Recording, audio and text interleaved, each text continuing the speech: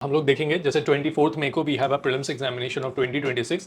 So what are the things that you have to keep in your mind before appearing in the prelims 2026. तो कौन कौन सी चीज़ों पे ध्यान रखना है with my own experience of giving examination. So उस बेसिस पे I will be explaining you and also the taking the classes of analyse smart current affairs programme here. उस बेसिस पे मैं कुछ चीज़ें बताऊंगा आपको जिस चीज़ों पे आपको ध्यान रखना है बिफोर अपीयरिंग इन 2026 प्रीलिम्स एग्जामिनेशन. तो सबसे पहला कॉन्फिडेंस बना के रखना है. कॉन्फिडेंस और टेम्परामेंट का एग्जाम है, बहुत ज़्यादा नॉलेज का जरूरत नहीं रिक्वायर्ड है. मतलब नॉलेज होना is a good thing but more you need a confidence to crack the examination. Pure knowledge का गेम नहीं है. कॉन्फिडेंस रहेगा तो you can able to crack. जैसे इस क्वेश्चन से पकड़ने का कोशिश करते हैं. जैसे इस वाले क्वेश्चन में क्या है कि एग्जाम वाले दिन क्या होता है कि अगर आपका कॉन्फिडेंस लैक किया आप ओवर थिंक करना शुरू कर दोगे. जैसे take for example this question कि with reference to the constitution of India if an area in a state is declared as a schedule area under the fifth schedule के अंदर अगर शेड्यूल एरिया डिक्लेयर हो जाता है तो state government loses it's executive power in such areas and the local body assumes total administration. तो ये तो गलत स्टेटमेंट लिखा हुआ है कि स्टेट गवर्नमेंट लूज कर देगा executive power in such area. तो ये आप इजीली सॉल्व कर लोगे. यहां हो सकता है कि आप ओवरथिंक करना शुरू कर दो. तो union government can take over the total administration of such areas under certain circumstances on recommendation of the governor. अब होगा क्या कि दिमाग में ये चलने लगेगा कि हाँ प्रेसिडेंट रूल के टाइम पे तो यूनियन गवर्नमेंट कर ही सकता है. बट ध्यान यहां पे ये देना था ये क्वेश्चन से पर्टिकुलरली फिफ्थ शेड्यूल के पर्पस से पूछा जा रहा है. तो फिफ्थ शेड्यूल के पर्पस से अगर पूछा जा रहा है तो ये स्टेटमेंट भी रॉन्ग हो जाएगा. तो इसका answer neither one and neither two होगा. एग्जाम में हम लोग क्या करते हैं ओवर थिंक करना शुरू कर देते हैं और मिस्टेक कर देते हैं. सो ये सारा प्रोसेस ये सारी चीजों पर ध्यान रखना एग्जाम वाले दिन. तो that's why the confidence is important. अब now if you are confident, जैसे ये बहुत ही आसान सा क्वेश्चन है. The Reserve Bank of India mandates all the listed company in India to submit a business responsibility and sustainability report. तो यहां पे ये ध्यान देना था, अटेंशन टू डिटेल्स यहां पे ये था कि लिस्टेड कंपनीज लिखा हुआ है, लिस्टेड कंपनीज. तो लिस्टेड कंपनीज का regulation reserve Bank of India करती ही नहीं है. एकदम बेसिक कॉमन सेंस से ये क्वेश्चन आराम से बनाया जा सकता है. ये सेबी करती है. सेबी को ये काम करना होता है जिसमें environmental social and governance ESG का रिपोर्ट सबमिट करना होता है. तो ये आराम से रूल आउट किया जा सकता है. In India the company submitting BRSR makes a disclosure in the report that are largely non financial in nature. तो उसमें नॉन फाइनेंशियल में आपको इन्वायरमेंट सोशल और गवर्नेंस वाले पार्ट पे आपको ये करना होता है. तो ये क्वेश्चन भी बहुत ईजिली सॉल्व किया जा सकता है एग्जाम वाले दिन. अगर थोड़ा भी कॉन्फिडेंस लूज किए और अटेंशन टू डिटेल लूज किए तो ये सारे क्वेश्चंस में मिस्टेक हो सकता है एग्जाम वाले दिन. नाउ अब दूसरा point, do not stuck on one question for a long. जैसे अगर क्लैरिटी नहीं है तो उस क्वेश्चन को बार बार कंटिन्यूअसली लूप में पढ़ना नहीं शुरू कर देंगे. अगर आप लूप में पढ़ना शुरू कर दोगे बार बार एक ही क्वेश्चन को तो मिस्टेक होने का चांसेस बहुत हाई है. जैसे इसमें एकदम क्लियरली मैं बता रहा हूं कि do not stuck on one question for a long. लंबे समय तक एक ही क्वेश्चन को नहीं पढ़ना है. अगर आपको नहीं आता है डेफिनेटली आप मिस्टेक कर दोगे. जैसे ये क्वेश्चन है कि directorate of enforcement of fugitive economic offender 2018 act में ये internal security ministry of home affairs, ये गलत हो गया. मिनिस्ट्री ऑफ होम अफेयर्स में नहीं है, मिनिस्ट्री ऑफ फाइनेंस में है, रेवेन्यू डिपार्टमेंट ऑफ रेवेन्यू में. ये directorate of revenue intelligence enforces provision of the custom act 1962. अगर यहां से प्रॉब्लम क्रिएट हो गया और उसके बाद आप दूसरे वाले स्टेटमेंट पे गए, दूसरे वाले ऑप्शंस में गए, यहां पे directorate general of system and data management लिखा हुआ है and carrying out big data analytics to assist the tax officer for better policy and nabbing the tax evader. तो यहां हो सकता है कि आप ओवर थिंक करना शुरू कर दो कि किस मिनिस्ट्रीज में है, किस डिपार्टमेंट में है, किस लॉ के अंदर इसका इंप्लीमेंटेशन है, किस मिनिस्ट्री के अंदर है. तो बहुत सारे कीवर्ड्स हैं इस क्वेश्चन के अंदर. बहुत सारे क्वेश्चन कीवर्ड्स के होने की वजह से आप हो सकता है इसी लूप में घूमना शुरू कर दो इस क्वेश्चन में. तो ऐसे वाले क्वेश्चन को अवॉइड करना है अपने फर्स्ट स्टेज में. जब आप पहले राउंड में अगर क्वेश्चन सॉल्व कर रहे हो तो फर्स्ट स्टेज में अवॉइड कर दो ऐसे क्वेश्चंस को जहां पे दिमाग ज्यादा चलना शुरू हो जाए और उसी लूप में घूमना शुरू कर दो. जैसे अस्मका यहां पे लिखा हुआ है, गोदावरी, कंबोजा, विपासा, इनमें से एक दो आता है और बाकी दो तीन अगर नहीं आता है तो यहां पे भी आपको कंफ्यूजन क्रिएट हो जाएगा. तो होगा क्या कि ऐसे क्वेश्चंस जहां पे आपको बार बार ओवरथिंक होने लगे, लूप में आप चले जाओ, leave that question for that time. दूसरे क्वेश्चंस बनाओ जो इजी हैं, जब बन जाए फिर वापस आओ and take a risk on to it. तब जाके आप उस पर रिस्क ले सकते हो. तो इस टाइप के क्वेश्चंस को ध्यान से देखना है एग्जाम वाले दिन. Focus on the question carefully and observe before answering and avoid overthinking. जो मैंने ऊपर कहा कि बहुत ध्यान से क्वेश्चन देखेंगे, बिल्कुल कॉन्फिडेंटली फोकस होकर ऑब्जर्व करेंगे, ओवर थिंक नहीं करेंगे क्वेश्चन पे. अगर ओवर थिंक किया बेसिक मिस्टेक हो जाएगा, पेपर एकदम बेसिक मिस्टेक हो जाएगा. जैसे मान लो ये वाला क्वेश्चन है, इसमें लिखा हुआ है कि which of the following are the evidence of the phenomenon of continental drift. इसमें ये कह रहा है कि the belt of ancient rock from Brazil coast matches with those from the western Africa. ये तो सही है, कॉन्टिनेंटल ड्रिफ्ट थ्योरी जब हम लोगों ने पढ़ा है तो उसके एविडेंसेस में हम लोग ने ये पढ़ा है कि the belt of ancient rocks from the Brazil coast matches with those of the western Africa, कि ब्राजील का वेस्टर्न अफ्रीका से मैच कर रहा है। तो ये हमने पढ़ा है, तो इसमें हमें कोई प्रॉब्लम नहीं होगा। Gold deposits of the Ghana are derived from the Brazil plateau when the two continent lay side by side. Same evidence, Brazil और इधर वेस्टर्न अफ्रीका। यहां प्रॉब्लम हो सकता है कि the Gondwana system of the sediments from India is known to have its counter part in 6 different land masses. जहां आप 6 different land masses पढ़ोगे वहीं आपका दिमाग ओवरथिंक करने लगेगा कि 6 था कि 4 था कि 5 था, या क्योंकि एकदम फैक्चुअल डेटा लिखा हुआ है। एक टाइम पे सारे के सारे लैंड मासेस एक दूसरे से जुड़े हुए थे। ऐसे सिचुएशन में हम इस स्टेटमेंट को रूल आउट नहीं कर सकते हैं कि ये स्टेटमेंट गलत ही होगा। वी कैन नॉट से इट।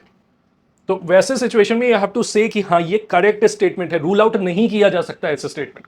तो अगर आपको क्लैरिटी नहीं है, अगर आप सही से ऑब्जर्व नहीं कर रहे हैं, ओवर थिंक करना शुरू कर दिया पेपर में, गलत हो जाएगा ऐसा क्वेश्चन जो इजी है। इसका आंसर 1 2 3 है, ठीक है ना। तो ये भी, इन सब चीजों पे भी ध्यान देना है। वाइल्ड गेस नहीं करना है पेपर में if you have absolutely no clue about the topic. जैसे ये वाला क्वेश्चन, लेक तंगनिया का पता ही नहीं है कहां पे है, लेक तोनले सैप पता ही नहीं है, पैटर्स लगून नहीं मालूम है। चलो मान लिया लेक तंगनिया का हमने पढ़ा भी है एक बार अफ्रीका में, but lake Tonle Sap and Patters lagoon का कोई आइडिया नहीं है। तो ऐसे क्वेश्चन पे वाइल्ड गेस नहीं करना एग्जाम वाले दिन, अगर मुझे कोई क्लैरिटी नहीं है उसके बारे में। तो ऐसे क्वेश्चन को आराम से एग्जाम में छोड़ देना है। नाउ अब एक और क्या करना है कि जैसे sometimes option and statement themselves provide a clues. जैसे होता क्या है कि if you are unsure about the topic, carefully read the statement. ध्यान से स्टेटमेंट को पढ़ना। हो सकता है कि ये क्वेश्चन तुम्हें फर्स्ट राउंड में देख के ऐसा लगे कि ये तुमसे नहीं बनेगा, लेकिन जब आप स्टेटमेंट इसका पढ़ोगे तो एक स्टेटमेंट ऐसा एक्सट्रीम या इनकरेक्ट फॉर्मेट में लिखा रहेगा कि आराम से पकड़ा जाएगा। जैसे take for example statement number 1 में है कि the amount of dust particles in the atmosphere is more in subtropical and temperate areas. बिल्कुल सही बात है। Then in the equatorial and the polar region. Reason इसका क्या है कि टेम्परेट एरिया और सब ट्रॉपिकल एरियाज में ड्राई विंड्स होता है, लेकिन इक्वेटोरियल एंड पोलर रीजन में आपको वेट तरह का विंड मिलेगा। ऐसे सिचुएशन में डस्ट पार्टिकल सबसे ज्यादा कहां मिलेगा? सब ट्रॉपिकल और टेम्परेट बेल्ट में। तो ये सही स्टेटमेंट हो गया। सब tropical and temperate areas have less dry wind.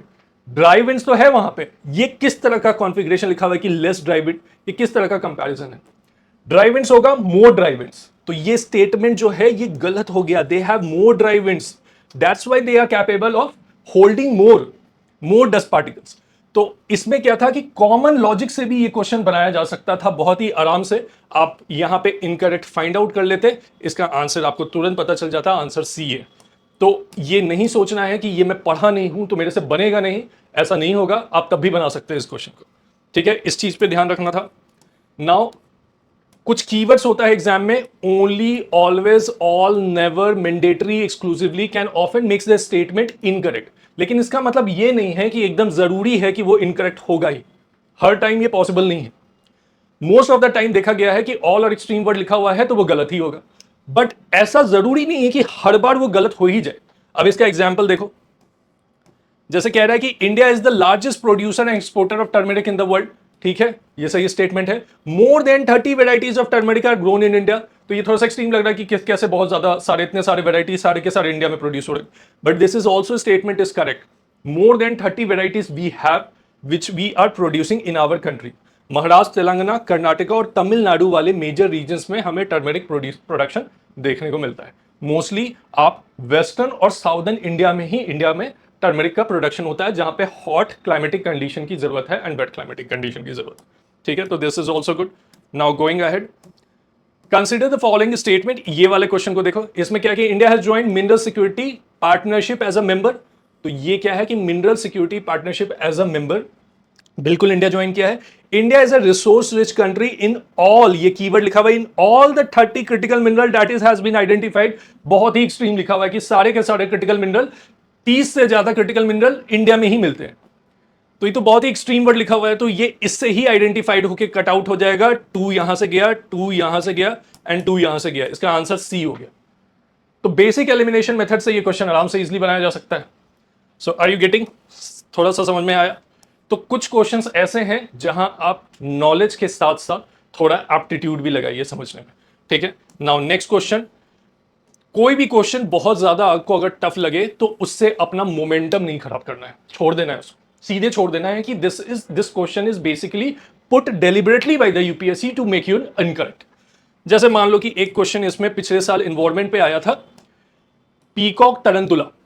अब नाम से ये लिखा हुआ है कि peacock tarantula, maybe it comes to your mind कि ये पीकॉक होगा, पीकॉक नहीं है, स्पाइडर है ये। अब इसके बारे में मुझे कोई आइडिया नहीं है कि ये क्या है। It is omnivorous crustaceans, it is natural habitat in India, is only limited to some forest area. तो बहुत ही एक्सट्रीम वर्ड लिखा कि only limited to some forest area, it is natural habitat, it is an arboreal species.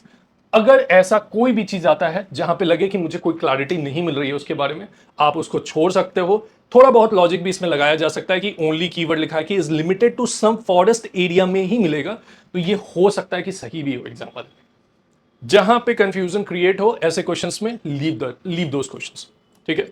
ये specifically involvement के साथ होता है। नाउ फर्स्ट राउंड में कोशिश करो कि सारे क्वेश्चंस जो तुम्हें आते हैं उनको कॉन्फिडेंटली बना लो। सेकेंड राउंड में जहां पे लगे कि हाँ मुझे थिंकिंग करना है, एलिमिनेट करना है, उसको ऑब्जर्व करो। होता क्या है, टेक्निकली सबका अपना अलग पैटर्न होता है। कोई कोई चाहता है कि वो पूरा क्वेश्चंस देखे, ऐसा कोई नहीं कि वो फर्स्ट राउंड में ही पूरा कंप्लीट कर ले। जैसे I was doing the whole paper into 2 hours, मेरे लिए कोई सेकंड राउंड जैसा चीज़ नहीं होता था।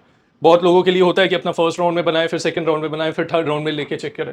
तो वो आप अपने स्ट्रैटेजी के अकॉर्डिंगली चलो, ठीक है, जो whatever feels good to you. अपने आप को कंपेयर नहीं करना है mentally inside the examination hall. जितना आपको आता है ऑलमोस्ट सबको उतना ही आता होगा। एप्टीट्यूड मैटर करता है कि आप कितना सही कर सकते हो एग्जाम वाले दिन और कितना कॉन्फिडेंट हो आप। कंपोजर बना के रखना है। अगर पेपर सडनली आपको डिफिकल्ट लगने लगे, मान लो लाइन से 3-4 क्वेश्चन नहीं आ रहा है, पढ़ा नहीं समझ में आ रहा है, दूसरा पढ़ा नहीं समझ में आ रहा है, तीसरा पढ़ा फिर वो भी नहीं समझ में आ रहा है, तो उसमें ऐसा नहीं कि डर जाना है, घबरा जाना। फाइंड आउट दोज एरिया जहां पे आपको लगता है कि आप कॉन्फिडेंट बहुत अच्छा। जैसे पॉलिटी हो सकता है जिसका ज्योग्राफी अच्छा हो। जैसे मेरा पॉलिटी अच्छा था, ज्योग्राफी अच्छा था, तो I could switch into the geography. History में क्या होता है कि हिस्ट्री के कुछ क्वेश्चन फैक्ट्स इतने यूनिक आ जाते हैं कि आपको ऐसा फील होगा कि अरे ये तो मेरे से बनेगा ही नहीं, ये क्या ही पूछ दिया इन लोगों ने, ठीक है ना। तो ये थोड़ा सा माइंडसेट ऐसे बना के रखना होगा। अपने प्रिपरेशन पे ट्रस्ट करके जाना होगा, बिलीव करके जाना होगा। जहां कॉन्फिडेंस लैक किया, थोड़ा सा भी सेल्फ डाउट हुआ, you may not able to clear the examination. Self doubt किसी भी सूरत में रोकना है, अंदर से बिल्कुल कॉन्फिडेंट फील करना है। It is easy to crack if you are confident enough and you have a good aptitude to recognizing the question, ठीक है। नाउ केयरफुल रहना है। स्टेटमेंट 2 एंड स्टेटमेंट 3 क्वेश्चंस कैसे लिखे हुए हैं। जैसे समटाइम्स क्या होता है कि मान लो एक स्टेटमेंट भी पकड़ा गया तो दूसरा तीसरा स्टेटमेंट पढ़ने का जरूरत नहीं है। इसमें एक क्वेश्चन जैसे देखो यही वाला, इसमें क्या है कि with reference to the Indian polity consider following statement. इसमें कह रहा है ordinance can amend any central act and ordinance can abridge the fundamental right.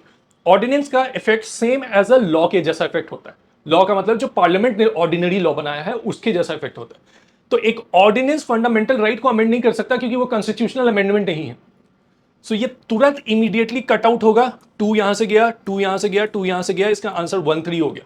The moment you are confident over the second option, you may not need to read all the 1 भी पढ़ना है, 3 भी पढ़ना है, ठीक है ना। तो ऐसे भी बना सकते हैं आप क्वेश्चंस।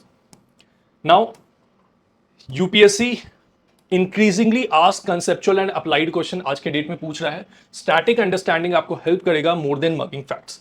तो अगर आपका कंसेप्चुअल अंडरस्टैंडिंग अच्छा है, you can easily solve certain questions. जैसे ये इसमें कह रहा है कि rain forest produce more oxygen than produced by the ocean.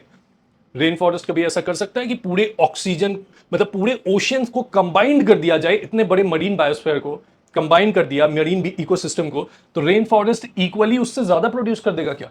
अगर आपको कंसेप्चुअल अंडरस्टैंडिंग है बायोमास का, फिर आपका मरीन इन्वायरमेंट का, तो you can easily solve this question, ठीक है। कहाँ पे कितना मास बायोमास होता है, क्या है, इसकी अंडरस्टैंडिंग है, आराम से ये सॉल्व किया जा सकता है। 2 बाहर हो गया, 1 बाहर हो गया, तो 1 यहां से गया, 1 यहां से गया। अब इसका आंसर 2 हो सकता है या नन ऑफ द एबव हो सकता है, इट कैन बी। तो क्या है, marine phytoplankton and photosynthetic bacteria produce about 50% of the world. बिल्कुल, मरीन फाइटोप्लैंक्टन और फोटोसिंथेटिक बैक्टीरिया जो होते हैं, they produce oxygen into the marine ecosystem. तो ये आंसर सही हो जाएगा। इसमें कुछ नहीं था, बायोमास प्रोडक्शन का कंसेप्ट है। ये अगर आपने पढ़ा है इजीली सॉल्व हो सकता है एग्जाम्पल में ऐसे क्वेश्चन। तो इन सब चीजों पे ध्यान रखेंगे। मतलब I just wanted to say that कि अगर कंसेप्चुअल क्लैरिटी है आराम से किया जा सकता है, आराम से एक्यूरेसी लाया जा सकता है। अब एक एक्यूरेसी पैरामीटर देखा जाए इसमें कि अगर तुम क्वेश्चन 65 के अराउंड अटेम्प्ट करते हो और 55 करेक्ट नीडेड है अगर तुम्हें 103 नंबर के अराउंड लेके आना है। 52 अटेम्प्ट मतलब अगर 13 रॉन्ग कर देते हो, 65 अटेम्प्ट करते हो 13 रॉन्ग कर देते हो तो 95.3 मार्क्स उठाया जा सकता है पेपर। 13 से ज्यादा स्कोप नहीं है मिस्टेक करने का। अगर तुम 75 यहां पे देखो 75 क्वेश्चन अटेम्प्ट करते हो और 16 गलत करते हो तो इतना मार्क्स आएगा। अगर तुम 85 अटेम्प्ट करते हो और 27 इनकरेक्ट करते हो तो 97.9 मार्क्स आएगा। अगर तुम 90 अटेम्प्ट करते हो और 32 इनकरेक्ट करते हो तो 94.6 मार्क्स आएगा। तो इसका मतलब कि जैसे जैसे हम अपना अटेम्प्ट बढ़ाएंगे मेरा window of mistakes can be improve. मतलब मैं बड़ा विंडो रख सकता हूं मिस्टेक्स का। कम अटेम्प्ट करोगे तो ज्यादा मिस्टेक्स करने का चांसेस नहीं है। 16 मिस्टेक आप कर सकते हो, उससे ज्यादा मिस्टेक किए तो गया पेपर। हमारा टारगेट ये है कि एटलीस्ट 95 से 100 के बीच में तो लेके आए पेपर में, क्योंकि जो रीसेंट ट्रेंड और पैटर्न चल रहा है उसके हिसाब से तो इतना मार्क्स लाना ही चाहिए। आज से 5 साल पहले 105 रहता था ऑलमोस्ट कि 105 लेके आना चाहिए, लेकिन अभी है कि रीसेंट ट्रेंड के अकॉर्डिंगली 95 से 100 के बीच में मार्क्स होना चाहिए to appear for the mains examination. तो इन सब चीजों पे ध्यान रखना है। जैसे जैसे आपका अटेम्प्ट्स बढ़ेगा आप बड़ा विंडो रख सकते हैं अपने मिस्टेक का, छोटा विंडो नहीं रहेगा, ठीक है ना। तो this is regarding to it. अब क्या क्या सो के जाना है। अगर सोए नहीं है रात में एग्जाम से पहले, it will create a blunder, trust me, बहुत बड़ा ब्लंडर हो जाएगा। दिमाग वैसे फंक्शन नहीं करेगा, अटेंशन टू डिटेल नहीं जाएगा, ओवरथिंक करने के चांसेस हाई हो जाएंगे। तो ये सब मिस्टेक्स नहीं करना है एग्जाम वाले दिन। सोने का प्रैक्टिस अभी से करना शुरू कर दो 2-3 दिन में, ठीक है। एसेंशियल आइटम्स अपने सारे रख लो। Exams rewards discipline and not perfection. Discipline ज़्यादा इंपॉर्टेंट है, परफेक्शन नहीं इंपॉर्टेंट है। पढ़ना is important but you should be discipline before the appearing examination. Discipline means wake up early in the morning, sleep on time, properly sleep on time is required. Morning में उठ के कम से कम 6 to 7 hours का नींद लेके paper में बैठना है, ठीक है। और मेंटली स्टेबल रहना है। किसी भी तरह का ऑटो से जा रहे हो, मेट्रो से जा रहे हो, इधर उधर से जा रहे हो, अगर थोड़ा भी पैनिक कर गए 1 साल कॉस्ट हो जाएगा दोस्त। You will cost you 1 hour of panic will cost you 1.5 year of your preparation. So trust me, don't get panic. Timely पहुंच जाओ, अपने आप को मतलब just be at the center and stabilize your brain at least and be confident. All right. So this is all about of it. I hope and wish for luck for everyone. So all the best for 2026 prelims examination from Prep.